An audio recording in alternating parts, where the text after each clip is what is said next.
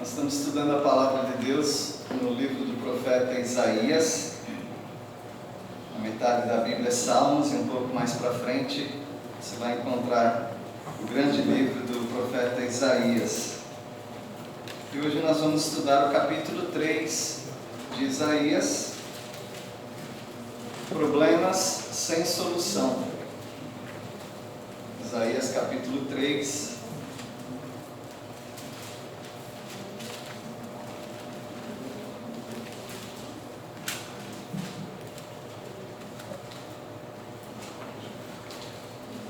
Todos nós já estivemos em situações em que os problemas pareciam ser sem solução.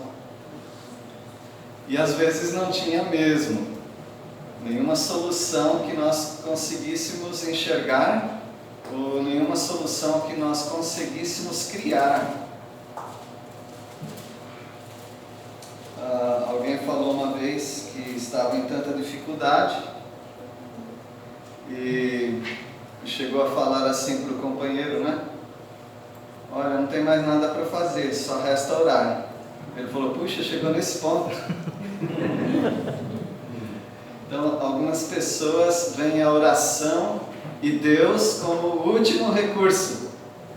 Quando não houver mais solução, então nós vamos procurar Deus, ou alguma divindade, algum ser superior, as estrelas, o que aparecer.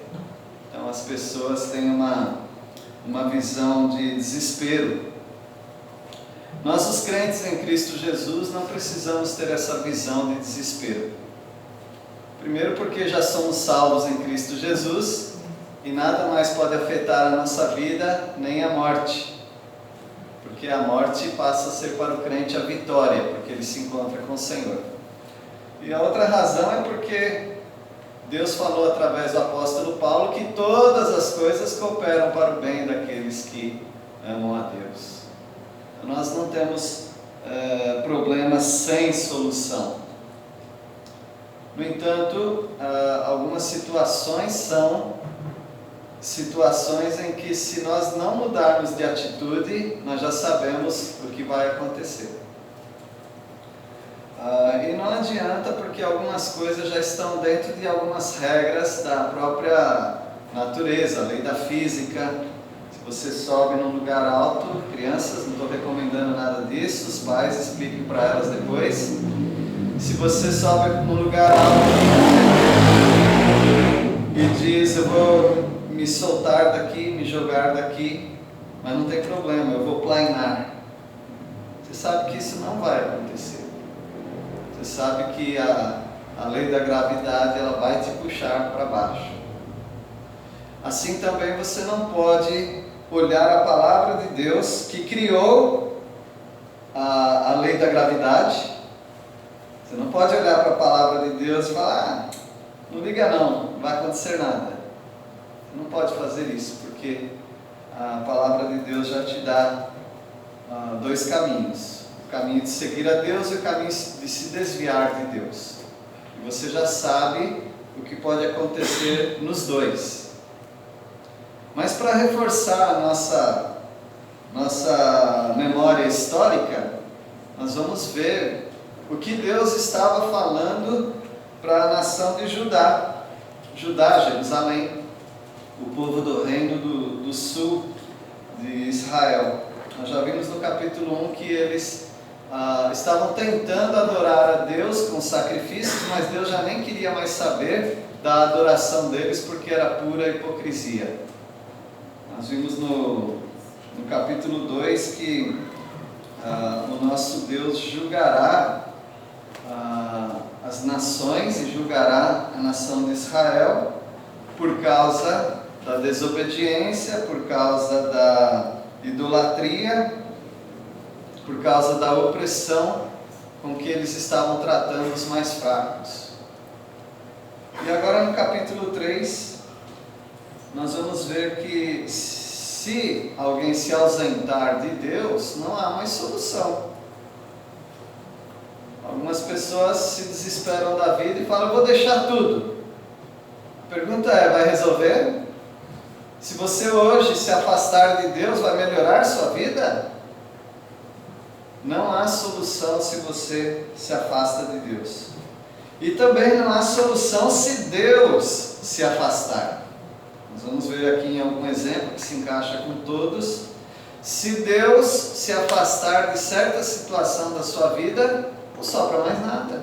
Você não tem como solucionar aquele problema. Dependendo do caminho que você pegar, não tem solução para a sua vida também. Por isso nós temos que escolher bem os caminhos onde nós vamos entrar.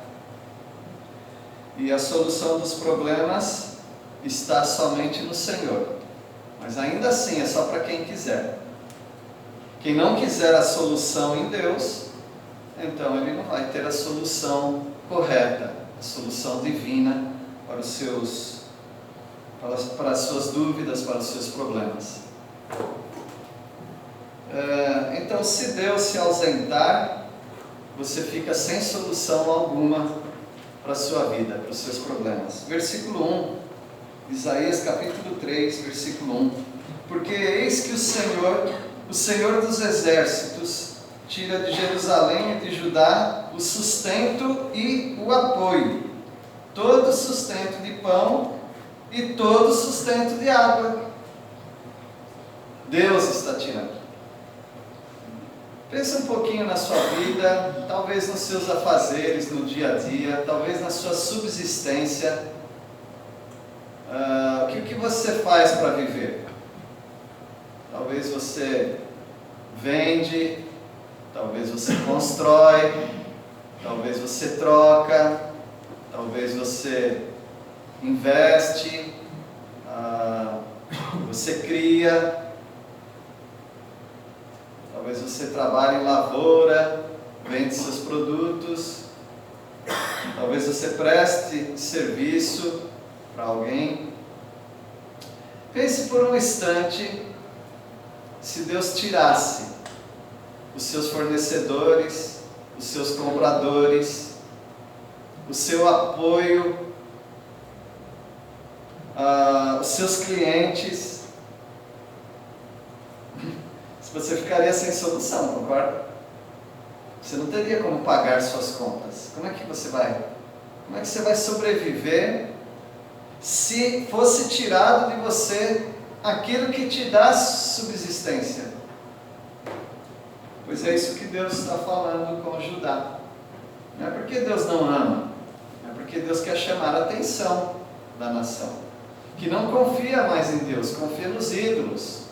Confia em si próprio, si própria. E Deus está dizendo que Ele tira o sustento, tira o apoio, tira o pão e tira a água. Se Deus tirar a mão cuidadora, protetora de sobre a sua vida, você fica sem solução. Você não tem como se virar. Por isso nós temos que deixar essa arrogância quando a gente fala, tudo que eu tenho eu consegui com os meus esforços. Você não pode falar isso. Tudo que você tem foi graças à misericórdia do Senhor. Versículo 2, aí ele vai falar quem que está perdendo nessa história. Todo mundo da sociedade. O valente, imagina se Deus tirar a força do valente, ele já não é mais valente. O guerreiro, imagina se Deus tirar as armas, os cavalos, os carros, pensando naquela época, né? Se Deus tirar essas coisas, o que é um guerreiro? O juiz, se Deus tirar o assento do juiz, o tribunal do juiz, o que ele é? O profeta, se Deus tira a mensagem do profeta, ele vai viver do quê? O adivinho, que é o profeta, né? O ancião, se Deus tirar do ancião, o ancião era um juiz da cidade. Se Deus tirar a autoridade do ancião da cidade, o que será dele? O capitão de 50, tem 50 soldados, e se Deus tirar os 50 soldados dele, o que ele é? O respeitável. Se Deus tirar a reputação de uma pessoa respeitável, o que sobra para ela? O conselheiro. Se Deus tira a sabedoria do conselheiro, ele não serve para nada mais como conselheiro.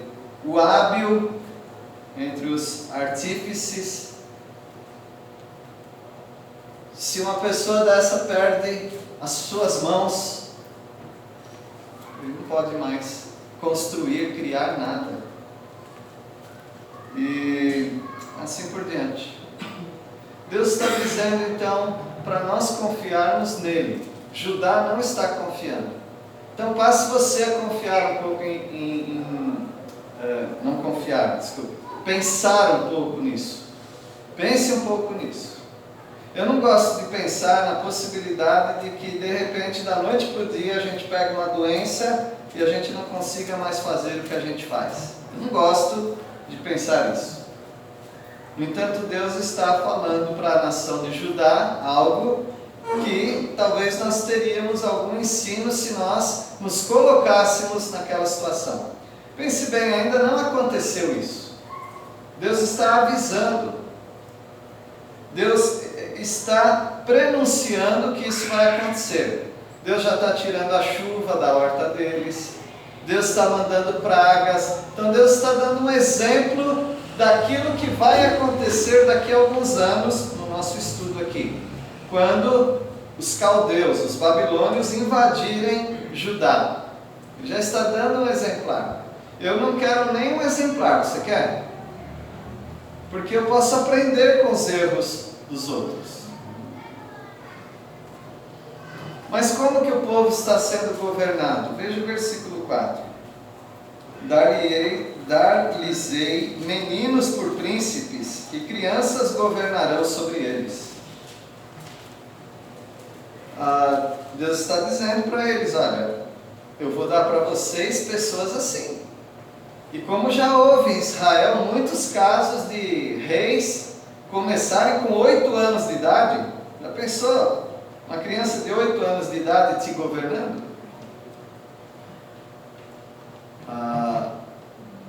E além disso, Deus está dizendo que vai tirar os reis, e não vai sobrar ninguém para governar aquele povo. Eles vão estar vulneráveis. Versículo 5. Entre o povo oprimem uns aos outros, cada um ao seu próximo. O menino se atreverá contra o ancião, e o vil contra o nobre. Ou seja, uma bagunça. Porque eles não têm um rei adulto e sábio. Os reis que estão regendo a nação de Judá são moleques. Não propriamente moleques de 10, 8 anos de idade. São homens. São adultos, mas fazendo molecagem. Então Deus está castigando o povo, porque o povo se desviou dos caminhos de Deus. Aí acaba o respeito. Veja que um menino se atreve contra um velho, não tem mais respeito. Uma pessoa que não presta, um vil, ele não respeita mais uma pessoa nobre, alguém de respeito. Virou uma bagunça aquela situação.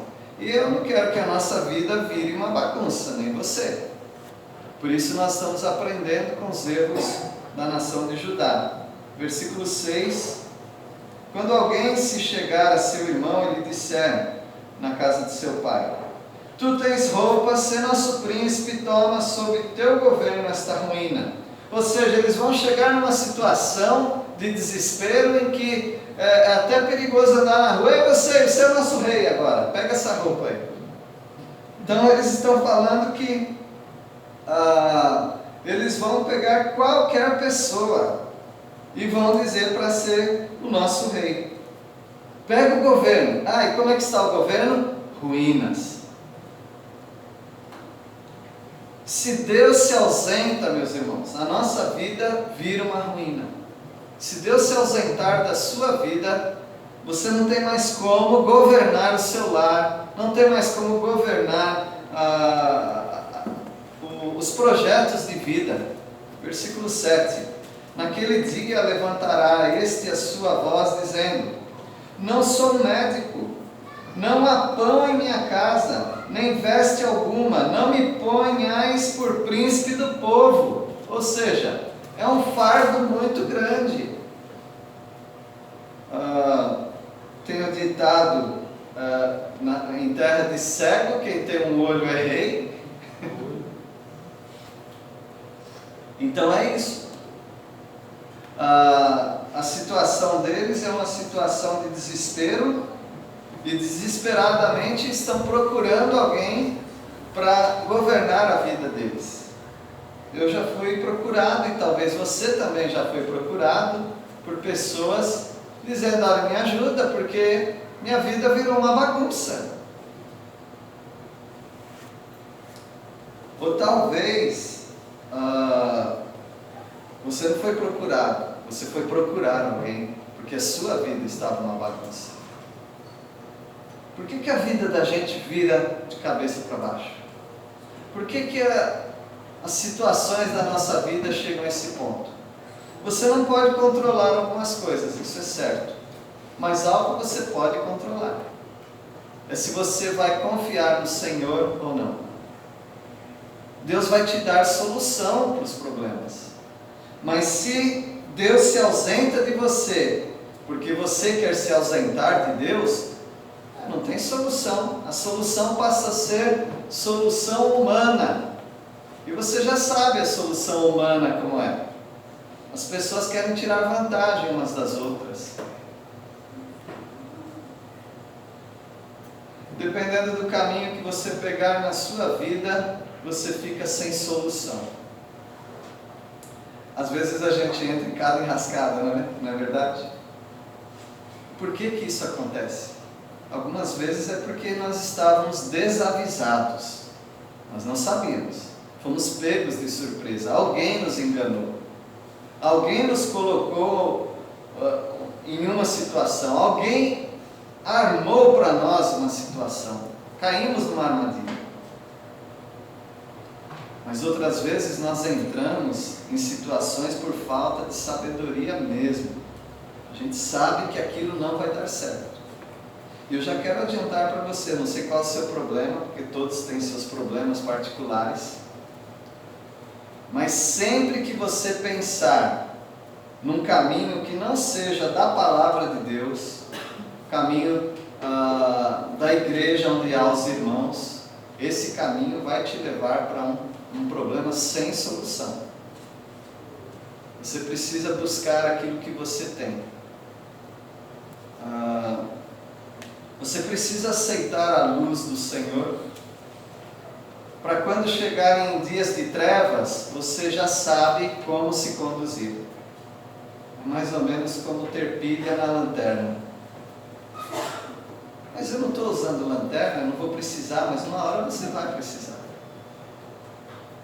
E aí nós já temos aquela luz quando nós precisarmos. Mas dependendo do caminho que você pegar, sua vida fica sem solução. Versículo 8. Porque Jerusalém está arruinada, e Judá caída, porquanto a sua língua e as suas obras são contra o Senhor, para desafiarem a sua gloriosa presença. Quando nós desafiamos a Deus, quando nós desafiamos a presença do Senhor, nós entramos num caminho sem solução. Eu diria que um dos assuntos mais difíceis da vida é a morte. E se nós passarmos por essa situação na família, eu não tenho solução para isso, porque eu não posso ressuscitar pessoas. Ninguém pode fazer isso por você. Mas eu tenho certeza que se naquela situação você blasfemar contra Deus, você culpar Deus, então você está entrando num caminho sem solução. Não importa qual a situação da vida em que você esteja, se a sua obra e a sua língua, aqui não está falando só a sua obra, mas se a sua língua e as suas obras são contra o Senhor, para desafiarem a gloriosa presença de Deus. Então o seu caminho é um caminho sem solução. Versículo 9. O aspecto do seu rosto testifica contra eles, e como Sodoma publicam o seu pecado e não o encobrem. Ai da sua alma, porque fazem mal a si mesmos. Essas pessoas em Judá, elas entraram no caminho de Sodoma. Sodoma foi uma cidade destruída com fogo de Deus que veio do céu. E se nós entrarmos nesse caminho, nós estamos fazendo mal a nós mesmos. Eu não digo para você que a vida é fácil, porque há pessoas que eu ainda me pergunto como que ela conseguiu passar por tudo isso. Mas eu sei que ir contra o Senhor não resolve a situação, deixa a sua vida sem solução. Por isso eu convido todos vocês a, quando passarem por problemas sérios na sua vida, quando parece que você está sem solução, busque um cantinho lá na sua casa, no seu trabalho, se ajoelha diante do Senhor.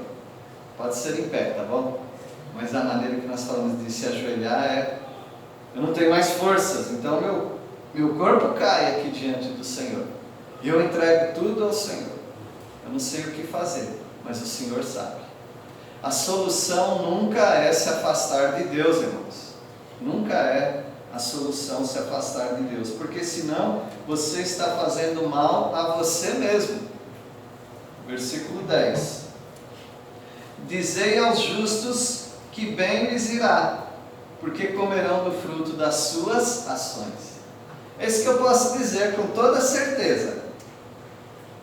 Se você é um justo no Senhor, se você confia nele, entrega os seus problemas para ele, então eu posso dizer, tudo irá bem com você. Eu não sei como que Deus vai te tirar dessa situação, mas a palavra de Deus diz, tudo irá bem com você. Mas é para avisar também para o perverso, para aquele que se desvia do Senhor. Ai do perverso, mal lhe irá, porque a sua paga será o que as suas próprias mãos fizeram. Se alguém se desviar do caminho da palavra de Deus, e de Deus eu posso garantir pela palavra de Deus, tudo vai ruim com você. Se você confia no Senhor, tudo bem. Não parece que está tudo bem, mas vai ficar tudo bem. Mas se você não confia no Senhor, ainda que pareça que esteja tudo bem, irá tudo mal. Porque a palavra de Deus diz bem claro. Mais claro que isso eu acho muito difícil. A regra é simples. Nós não temos tantas regras assim na vida cristã. Mas nós temos uma regra: amar ao Senhor de todo o coração, toda a mente, toda a alma. Só isso. E o próximo como a você mesmo. Você não quer algum mal na sua vida, então não faça para a pessoa também. Agora, por favor, isso aqui não é regrinha de pendurar na parede e ficar rezando, não, tá? Nós estamos dizendo que todo desígnio de Deus tem a solução para você, ou seja, toda a palavra de Deus. Não é uma rezinha que você pode ficar repetindo, mantra, e aí tudo vai bem na sua vida. Não, é uma confiança nessa palavra. Essa palavra tem muitas páginas, e aqui está a solução da sua vida. Mas é muito comprida para ler. Mas nós estamos falando da sua vida que está sem solução. Se eu tivesse caindo num barranco e alguém jogasse uma corda para mim, eu ia agarrar aquela corda. Eu não ia perguntar, você é palmeirense? Não, é a salvação da minha vida. Eu vou agarrar essa oportunidade. Então, meus irmãos, o que eu estou dando para talvez alguns, a gente nunca sabe para quem a gente prega, né? Muitas vezes eu prego para mim mesmo, mas é a palavra de Deus, né? Nós nunca sabemos se você está precisando pegar uma corda agora. mas pegue a corda, a palavra de Deus. Se você é justo, bem ele irá. Se você se desviou do Senhor, as coisas vão dar ruim, né? Como se diz. Versículo 12. Os opressores do meu povo são crianças, e mulheres estão à testa do seu governo. Ó povo meu, os que te guiam, te enganam e destroem o caminho por onde deves seguir. Vocês estão sendo enganados, porque as crianças estão governando vocês. Vocês já tiveram mulheres como Jezabel guiando vocês. Ou seja, vocês estão sendo enganados.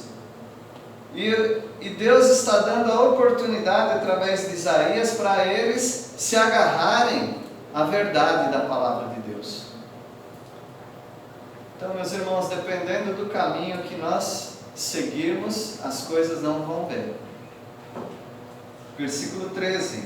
O Senhor se dispõe para pleitear e se apresenta para julgar os povos. Quando a gente lê esse versículo, a gente pensa: Deus não está mexendo comigo, porque eu sou da nação de Israel, pensando naquele povo.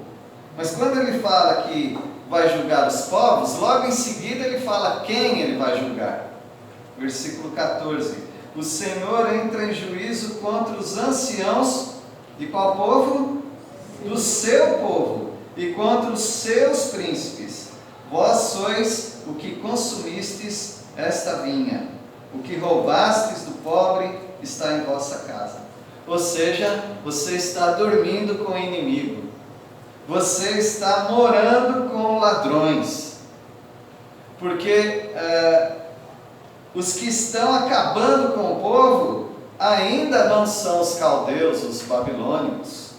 Os que estão acabando com o povo são os juízes deles, os príncipes deles. Esses que estão acabando com o povo. Mas o povo não é inocente. O povo é sofredor, é verdade. Mas o povo não é inocente. Porque o povo está ouvindo os profetas que os reis estão pagando.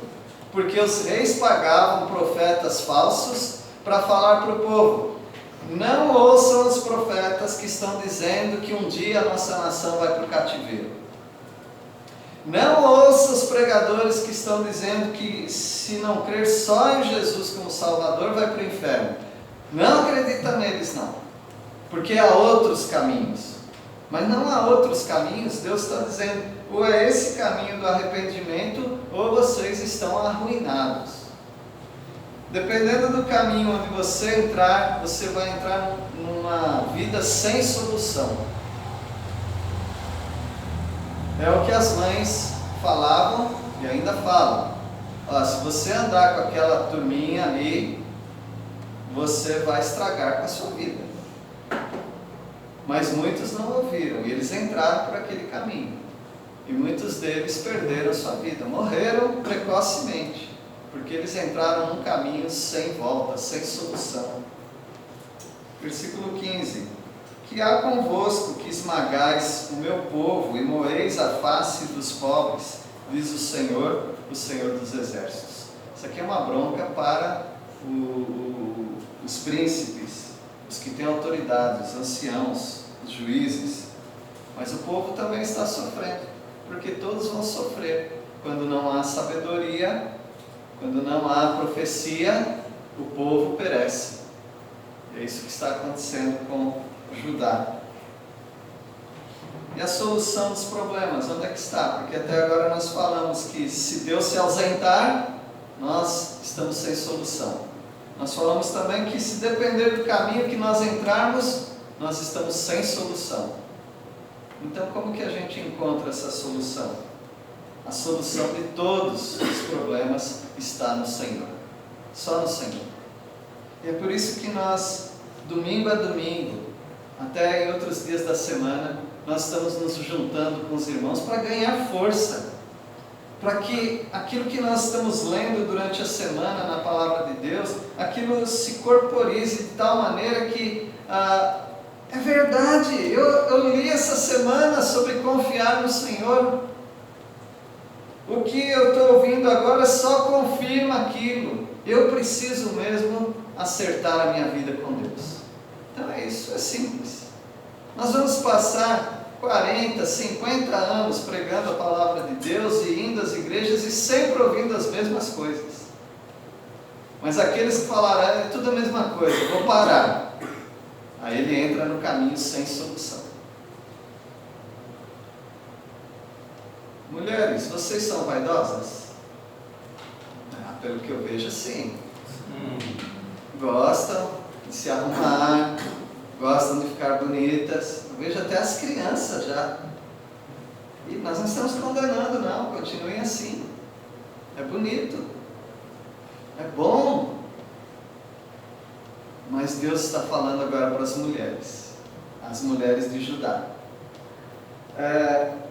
Deus vai pegar tudo que elas gostam e vai destruir. Então cuidado aí, tá? Porque olha o que ele fala.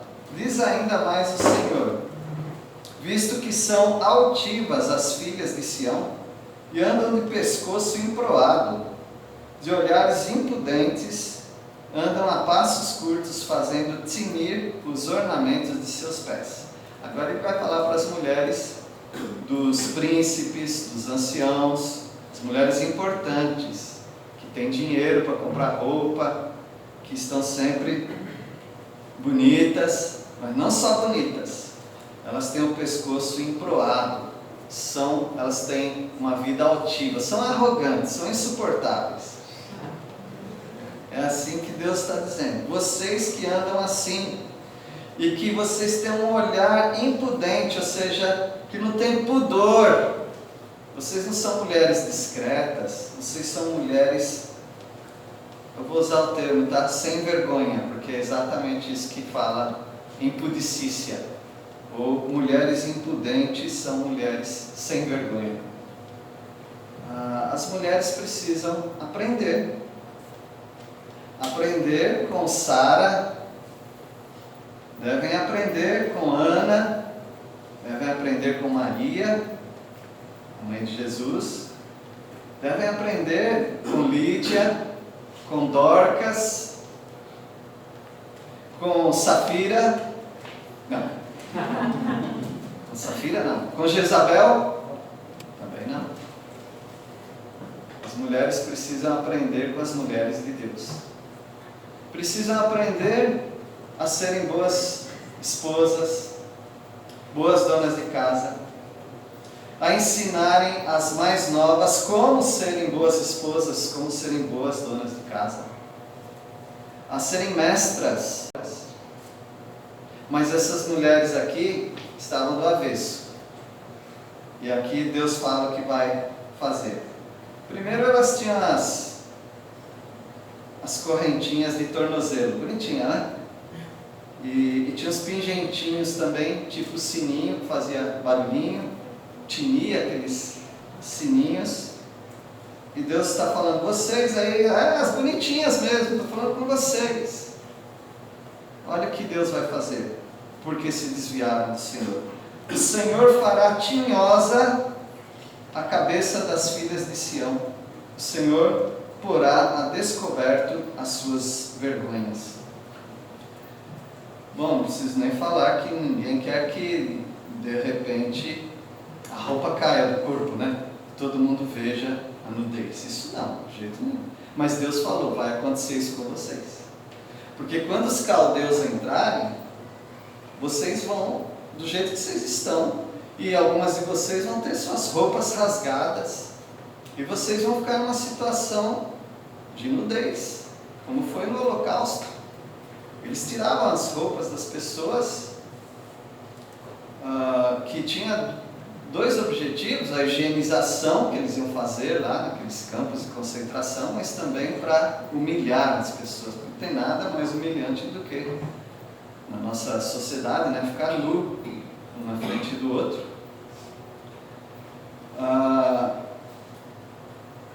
Deus disse, vou dar doenças na cabeça das mulheres, vão ficar tinhosas. tinha um tipo de lepra, hoje nós chamamos de alopecia, alguns falam alopécia.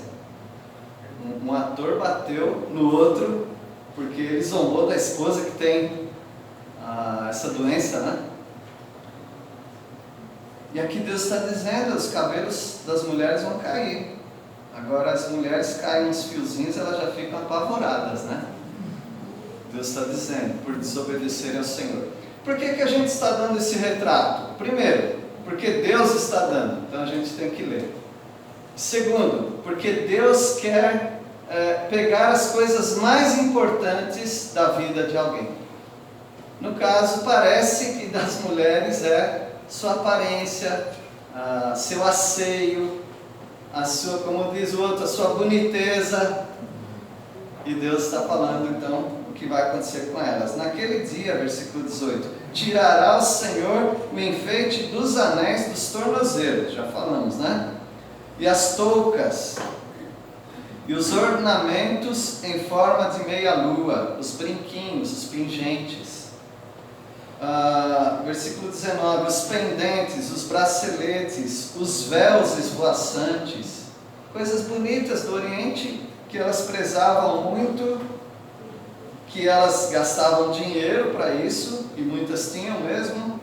Os turbantes lá na cabeça, as cadeiazinhas para os passos, que são as correntinhas de tornozelo, as cintas, as caixinhas de perfumes e os amuletos, quer dizer, todos os enfeites que elas gostam de ter, sua caixinha de joias, seu estojo de maquiagem.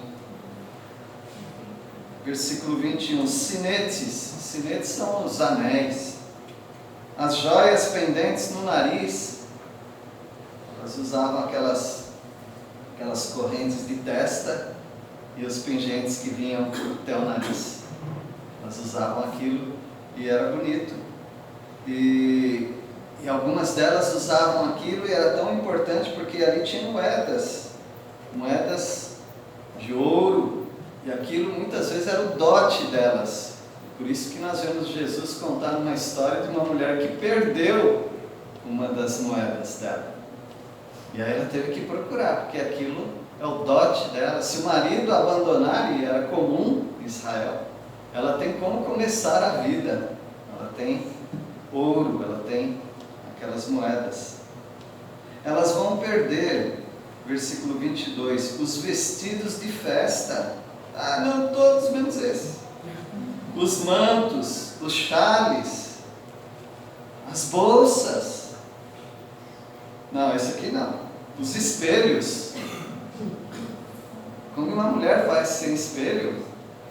Agora, as mulheres que amavam ao Senhor e se entregavam ao Senhor, elas entregavam o que lhes era tão importante. Vocês sabem que a bacia do tabernáculo, chamada pia, onde havia água lá, era meio alto e era brilhante e era toda espelhada. O espelho naquela época era bronze, algo caro. E a palavra de Deus diz que aquela pia foi feita com os espelhos das mulheres. Na congregação elas doaram os espelhos delas para fazer aquilo. Uma coisa é doar, outra coisa é ser arrancado delas. As camisas finíssimas delas, os atavios, quer dizer, os enfeites de cabeça, os véus grandes. Versículo 24: será que em lugar de perfume haverá podridão? E por cinta elas vão ter cordas. Então, aqueles cintos bonitos que elas usavam, agora vão amarrar sim, na cintura e até no pescoço, mas são cordas quando os inimigos as levarem para o cativeiro. Em lugar de encrespatura de cabelos, ou seja, arrumação do cabelo, né? Calvície. Em lugar de veste suntuosa, quer dizer, veste cara, cilício. Cilício era pele de cabra. A pele de cabra era usada quando eles estavam em lamento, em funeral, quando eles estavam muito tristes. Então elas vão usar esses sacos, esses cilícios, essas peles de cabra, que era algo grotesco, feio e triste também. Marca de fogo em lugar de formosura, pele queimada. Eles vão queimar as portas de Jerusalém, derrubar os muros. Pessoas vão ser feridas e queimadas também. E aqui uma atenção especial às mulheres. Versículo 25. Os teus homens cairão à espada, e os teus valentes na guerra. Então não adianta gritar para o maridão, não adianta gritar para os soldados, eles vão todos cair. Versículo 26, as suas portas chorarão e estarão de luto, Sião desolada se assentará em terra. Ele está personificando a cidade, de Jerusalém. Vai ficar como uma pessoa que perde tudo, se joga lá na terra e fica só lamentando, chorando. Assim vai ser a cidade. Meus irmãos, nós temos aqui um relato muito triste. Se Deus se ausentar, a nossa vida fica sem solução. Dependendo do caminho onde nós entrarmos, nós ficamos sem solução. E para ilustrar aqui para essas mulheres ricas, suntuosas, Deus fala tudo que elas vão perder. Deus entra em detalhes de coisas tão lindas que elas gostam, que elas cuidam tão bem, elas vão perder isso daí. Então, não é um retrato para nós de que se nós abandonarmos ao Senhor, as coisas vão ficar feias? Se nós abandonarmos ao Senhor, as coisas vão ficar difíceis e insolúveis, quer dizer, sem solução? Não é uma mensagem de condenação, tá bom, irmãos? É uma mensagem de esperança. Porque ninguém aqui está numa situação dessa, espero eu. Como o povo de Judá ainda não estava nessa situação, Deus estava avisando. A gente já sabe onde que vai dar isso. Eles continuam não ouvindo e tudo que ele falou aconteceu. Não precisa acontecer conosco, porque nós temos a esperança de Israel, que é a nossa mesma esperança, é o Senhor Jesus Cristo. Que Deus abençoe a vida de todos aqui.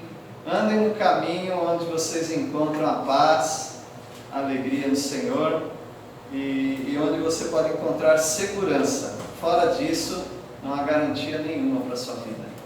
Deus os abençoe. Vamos orar. Senhor, diante desse retrato tão difícil que Judá estava passando, nós temos um aviso e queremos atender ao teu aviso de andarmos nos teus caminhos. Nós não nos desviarmos para as coisas que não te agradam. Pedimos a Deus que o Senhor, mais uma vez, nos alerte para que alertemos a outros também, que talvez estão entrando num caminho errado. E eles podem ser avisados por nós, como Isaías avisou o povo. Agradecemos pela tua palavra, pedimos que o Senhor nos dê uma semana de alegria no Senhor e uma semana bem produtiva para a tua glória. Em nome de Jesus, amém.